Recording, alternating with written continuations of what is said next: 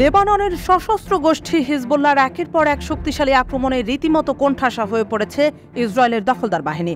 গত মঙ্গলবার ইসরায়েলের একটি যুদ্ধবিমান লক্ষ্য করে হামলা চালিয়েছে লেবাননের শক্তিশালী সশস্ত্র গোষ্ঠী হিজবুল্লাহ। তাদের হামলার জেরে যুদ্ধবিমানটি পিছু হটতে বাধ্য হয়েছে।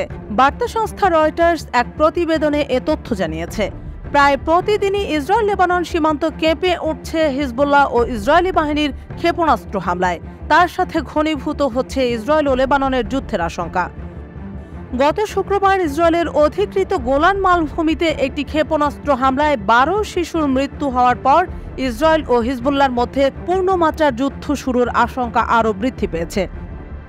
এই আশঙ্কার মধ্যেই দখলদার ইসরায়েলের যুদ্ধবিমান লক্ষ্য করে হামলা চালিয়েছে হিজবুল্লাহ। ইসরায়েলের সঙ্গে যখন তাদের যুদ্ধ শুরু হয় তখন থেকে প্রায় লেবাননের ভেতর ইসরায়েলি বিমান গিয়ে বোমা বা ক্ষেপণাস্ত্র ছুড়ে আসছিল। তবে এখন শোনা যাচ্ছে ইসরায়েলি যুদ্ধবিমান লক্ষ্য করে হামলা চালিয়েছে হিজবুল্লাহ, আর তাতেই বিমানটি পালিয়ে আসতে বাধ্য হয়েছে। গোলান মালভূমিতে 12 শিশুর মৃত্যুর পর বড় হামলা চালানোর হুমকিও দিচ্ছে ইসরায়েল। সংবাদ মাধ্যম আল জাজিরাকে হিজবুল্লাহর এক জ্যেষ্ঠ নেতা আজ জানিয়েছেন, ইসরায়েলের হুমকিকে তারা খুবই গুরুত্বের সঙ্গে নিচ্ছেন। যদি ইসরায়েলিরা লেবাননে বড় কোনো হামলা চালায় তাহলে পাল্টা জবাব দেওয়া হবে।